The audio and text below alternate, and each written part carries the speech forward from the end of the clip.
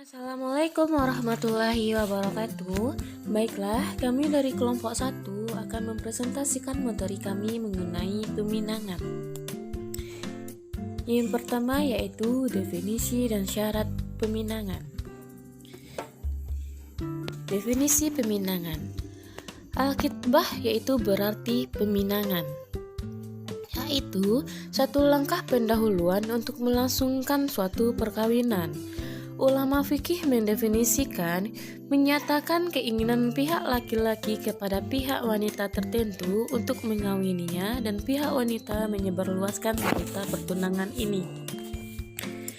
Secara istilah, peminangan adalah suatu aktivitas yang menjadi pembuka untuk melangsungkan pernikahan, yang merupakan langkah awal untuk pernikahan agar dapat mengenal satu sama lain. Menurut kompilasi hukum Islam dalam bab 1 pasal 1, peminangan ialah kegiatan-kegiatan upaya ke arah terjadinya hubungan perjodohan seorang pria dengan seorang wanita. Syarat peminangan. KHI pasal 12 ayat 1 menjelaskan bahwa peminangan dapat dilakukan terhadap seorang wanita yang masih perawan atau terhadap seorang janda yang telah habis masa iddahnya. Fikih Islam telah menentukan beberapa syarat dan halangan dalam peminangan itu menjadi dua, yaitu yang pertama, syarat lazimah. Syarat lazimah yaitu syarat yang wajib dipenuhi sebelum peminangan itu dilakukan. Pelanggaran ini akan berakibat batalnya peminangan yang telah dilakukan. Syarat lazimah meliputi A. Wanita itu terbebas dari halangan syarat untuk dikawini oleh pria yang meminangnya, seperti wanita itu bukan mahram atau muhrim. Yang kedua, wanita itu belum dipinang orang lain. Syarat yang kedua yaitu syarat mustahsinah. Syarat mustahsinah yaitu syarat yang menganjurkan pihak laki-laki untuk meneliti dahulu wanita yang akan dipinang. Syarat ini termasuk syarat yang tidak wajib.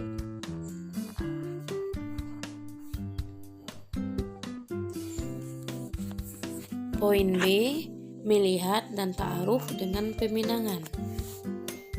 Batas melihat wanita dalam khitbah. Menurut mazhab Syafi'i, ia berpendapat bahwa pria yang akan meminang seorang perempuan hanya boleh melihat sebatas wajah dan telapak tangan saja. Menurut Abu Hanafiyah, ia berpendapat bahwa membolehkan untuk melihat kedua kaki, wajah, dan kedua telapak tangan. Dan menurut mazhab Zahiri, ia berpendapat dibolehkan pria yang akan meminang seorang perempuan untuk melihat seluruh tubuh wanita yang akan dipinangnya itu. Dari Jabir bin Abdullah berkata, Rasulullah Shallallahu Alaihi Wasallam bersabda, jika salah seorang di antara kalian meminang seorang wanita, jika bisa melihat apa yang menjadikannya tertarik untuk menikahinya, maka lakukanlah. Jabir berkata, maka saya meminang seorang wanita, sedangkan saya secara sembunyi-sembunyi melihatnya, hingga saya melihat apa yang menjadikan saya tertarik untuk menikahinya.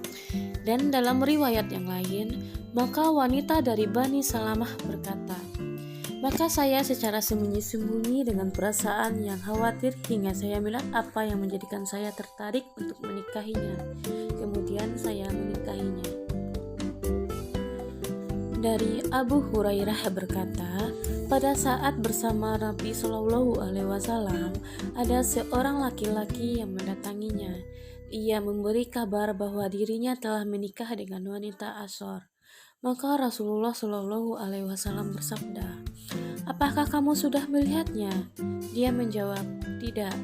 Beliau bersabda lagi, pergilah dan lihatlah karena mata wanita Ansor terdapat sesuatu. Dari Al-Mughairah bin Syu'bah berkata, Saya telah meminang seorang wanita.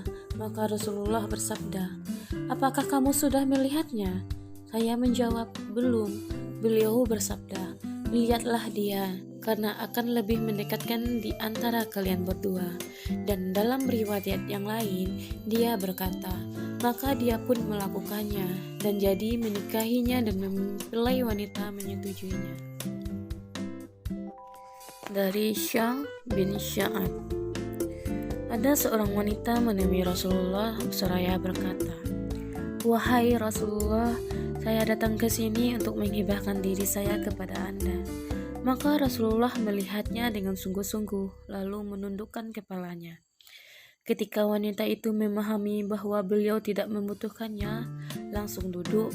Maka salah seorang dari sahabat beliau berkata, wahai Rasulullah, jika Anda tidak menyukainya, maka nikahkanlah saya dengannya. Selanjutnya, pemberian saat peminangan. Dalam kitab Al-Fiqh Al-Islam dijelaskan bahwa saat khitbah atau lamaran berlangsung, biasanya pihak calon pengantin laki-laki memberikan aneka macam hadiah dan bingkisan pada pihak calon pengantin wanita. Dalam menanggapi status hadiah ini, para ulama fikih memiliki beberapa pendapat. Yang pertama, menurut pendapat Hanafiyah, hadiah-hadiah saat khitbah adalah hibah atau pemberian bagi si pemberi.